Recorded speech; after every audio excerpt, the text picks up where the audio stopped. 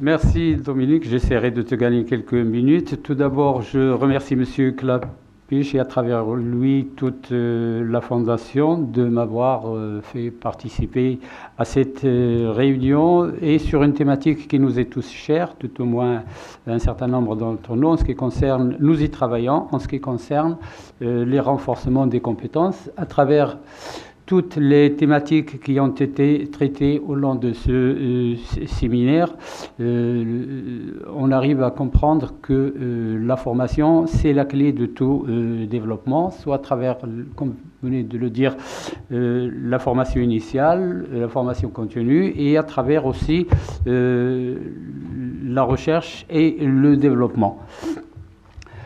Cette slide rapide pour planter un petit peu, pour dire qui nous sommes, mais on sait tous qui nous sommes.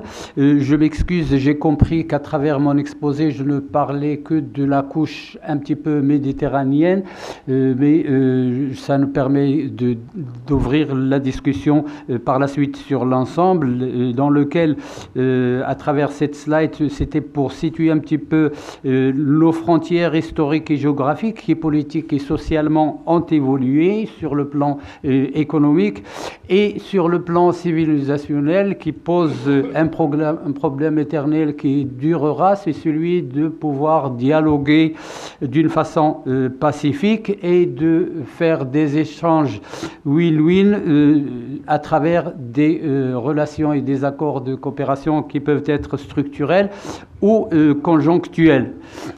Vous savez que le pourtour méditerranéen est un verseau central à l'échelle mondiale à travers tous les flux de relations via les relations existantes entre l'ensemble des continents. Le Maghreb fait partie intégrante de l'Europe, c'est sûr, mais pour des raisons de commodité et de logistique, les citoyens marocains de Tanger se voient dans une couche plus proche du sud de l'Espagne ou du sud de l'Europe plutôt que vers le centre de l'Afrique. Donc vous comprenez bien un petit peu le propos de ce travail par strate ou par couche qui peuvent assurer une dynamique de continuité et selon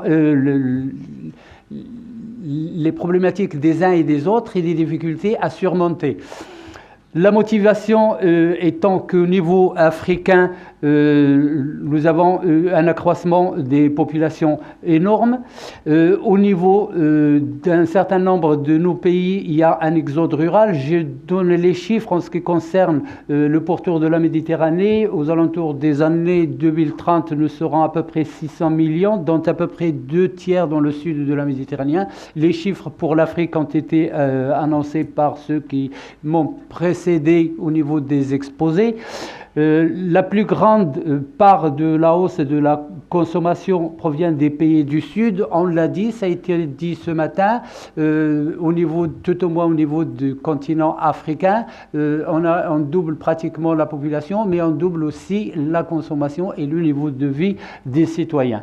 Donc il y a un besoin majeur de transfert de technologie. Ça a été dit, je ne reviendrai pas, du pays du Nord vers le Sud.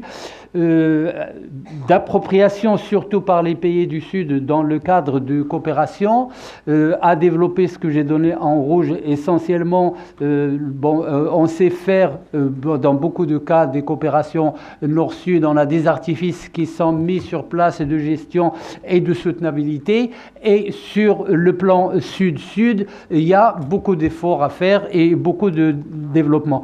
Cette slide qui mérite d'être regardée un petit peu, les chiffres ne sont pas à jour en ce qui concerne la mobilité à l'échelle internationale, et ça se limite uniquement au niveau des apprenants, au niveau des étudiants. En rouge, vous avez les flux sortants et en vert, vous avez les flux entrants.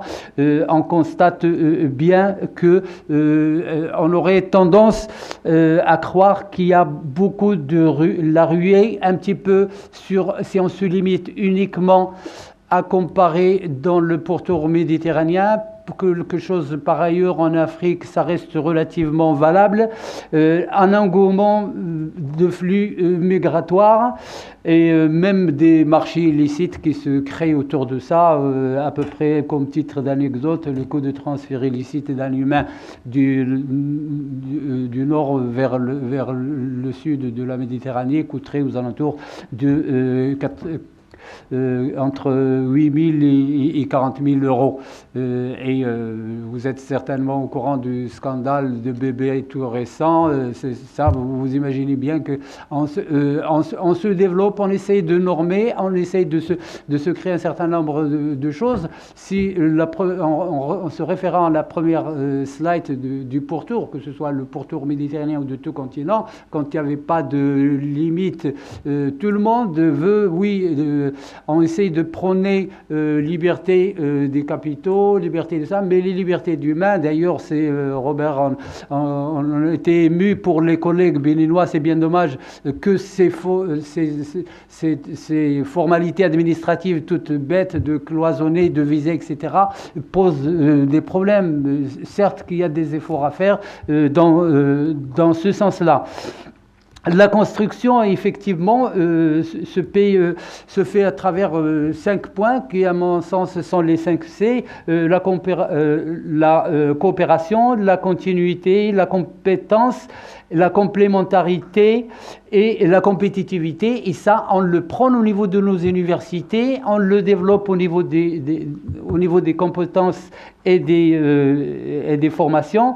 La construction ne pourra émerger, à notre sens, sur l'espace méditerranéen et toutes choses égales par ailleurs, que sur des bases réellement égalitaires, win-win, de co-développement, c'est des termes qui reviennent, d'échange entre les pays selon la possibilité c'est vrai qu'on a eu droit à un exposé excellent hier en ce qui concerne tout ce qu'on peut avoir, et on a fait le TP le matin et on en a parlé l'après-midi à travers les nouvelles technologies de communication et de rapprochement entre les humains à travers ces nouvelles technologies.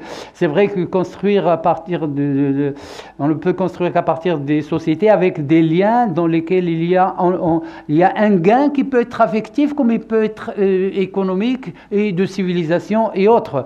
Lancer dans un premier temps des projets à notre sens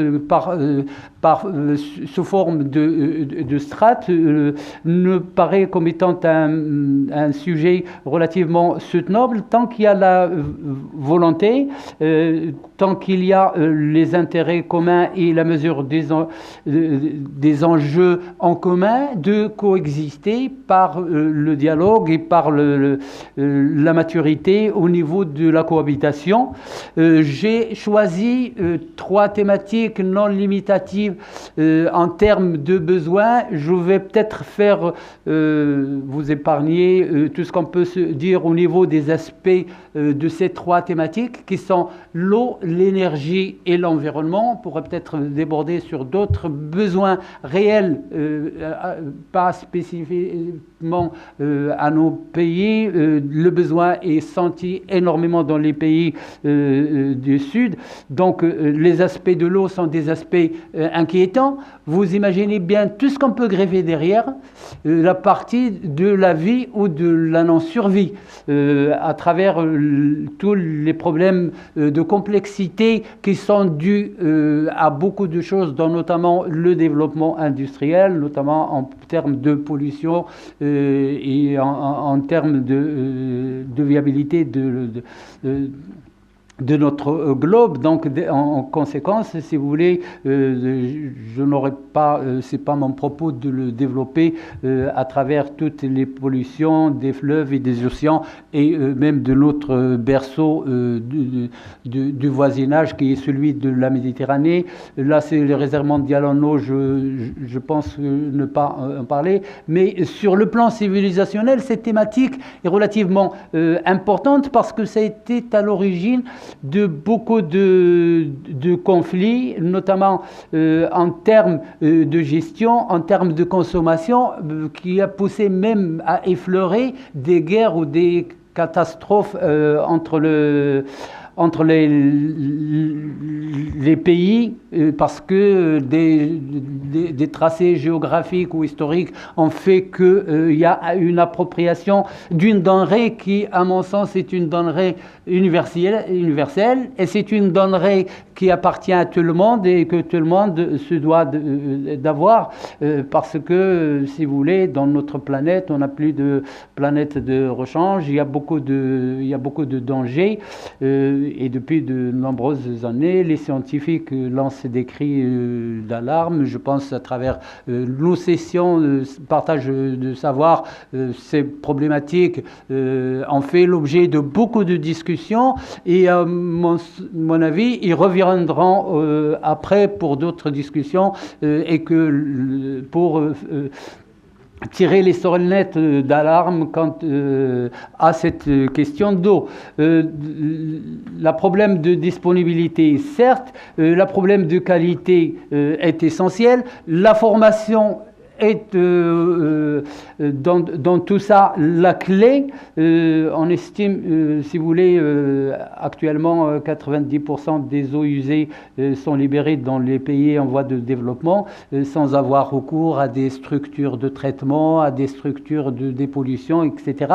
Et le génie civil, toute la physico-chimie, tout le développement au niveau de ces technologies propres au niveau du reuse, de la consommation, sont des thématiques très importantes pour nos pays au niveau de nos formations. Donc, à l'échelle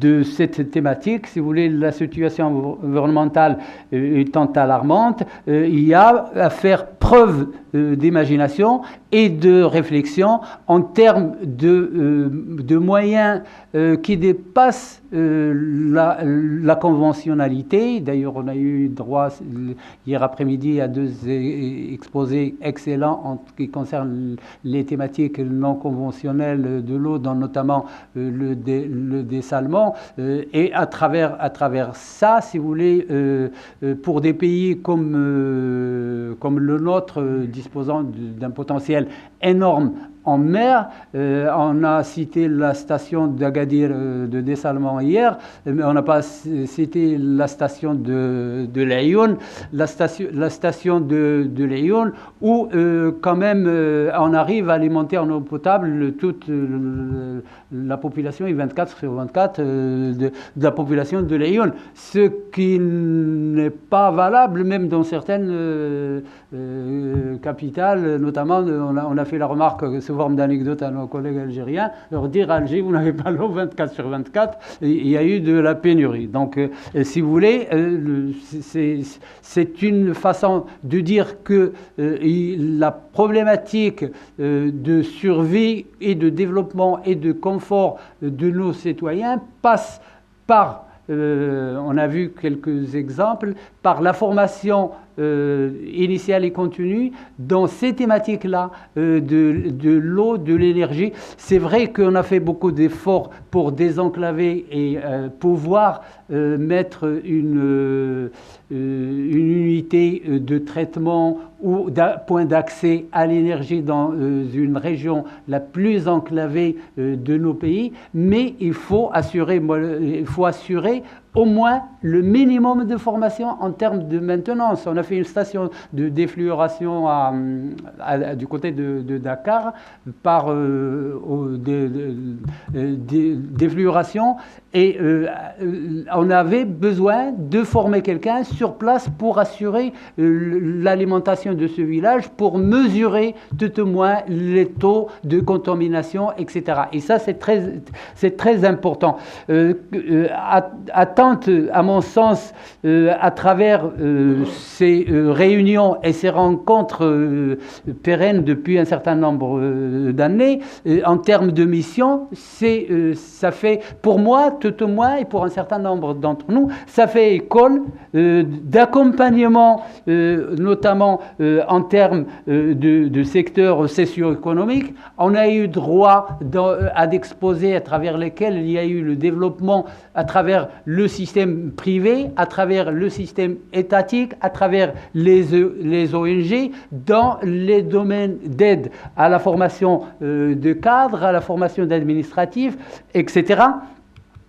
Donc l'université, à notre sens, est au cœur de tout, et devrait être, mais pour l'ensemble des pays, je pense qu'ils l'ont compris, à travers la formation et la recherche, l'université doit être au cœur du tout développement, tout simplement parce que tous les problèmes qu'on a résolus, je ne sais pas, à raison d'ailleurs a été soulevé ce matin, de dire est-ce qu'on peut projeter les solutions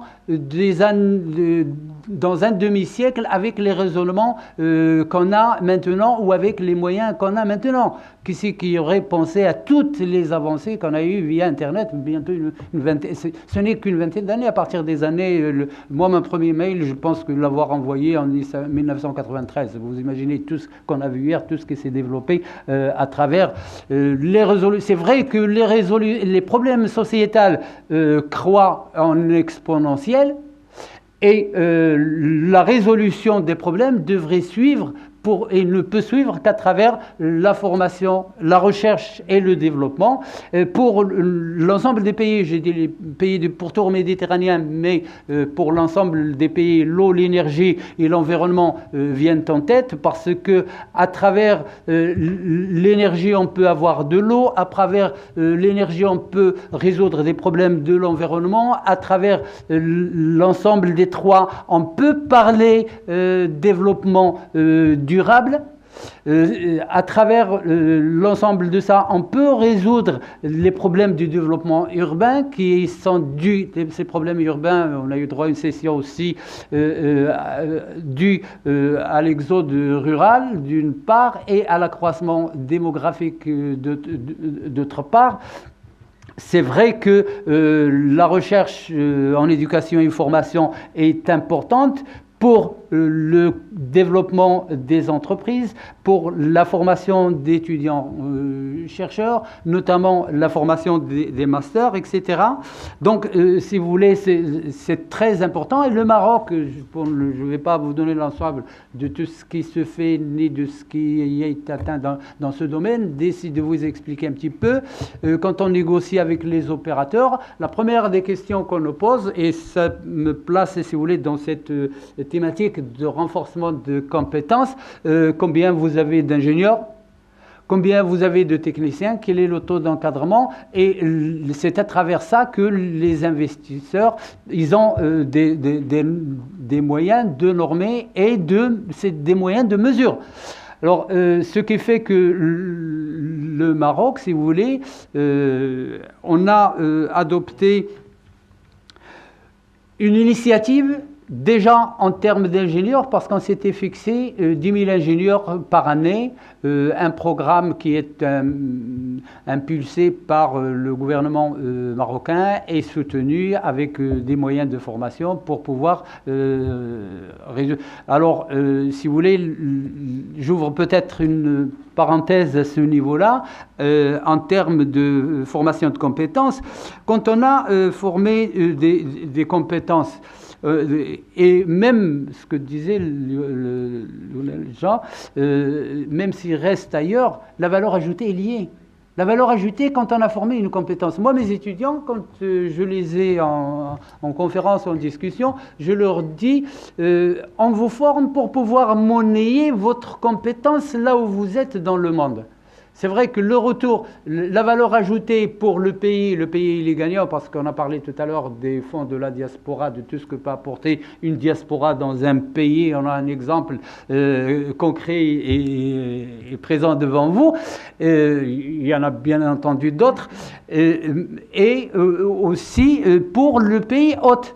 Pour le pays hôte, et toute l'aide au développement pour le pays hôte, une fois qu'on est formé, je pense, Jean, tu n'as pas fait un mauvais choix, hein.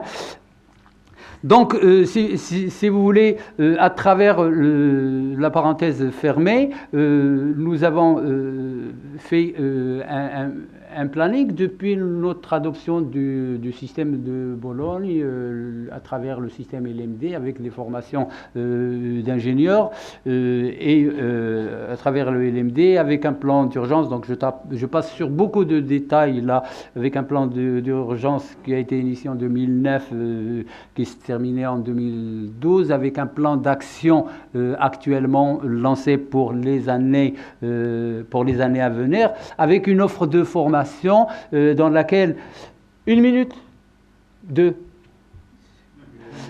Je voulais te faire gagner 2 minutes, je t'en fais perdre 1. 15 universités, bon là le mythe, je peux passer sur ça pour ça aussi, la demande d'information des cadres, ça je peux passer puis j'arrive à la conclusion pour tirer les conclusions, puisque pour lui faire plaisir.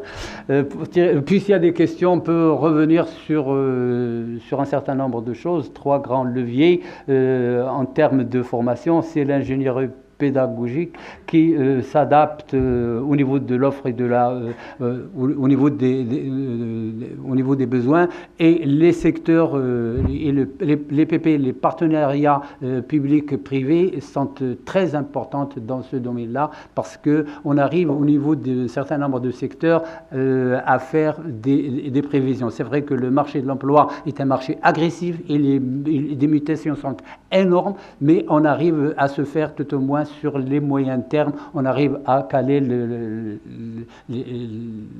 les timings. En termes de recherche scientifique, qui est automatiquement la locomotive de tout développement local, régional, national et voire international, puis surtout avec une gouvernance et la modernité de la gouvernance et son efficience, c'est vrai, la démarche qualité, les suivis, l'évaluation, etc. Bon, je vous remercie, je m'excuse, j'ai dépassé. Dominique.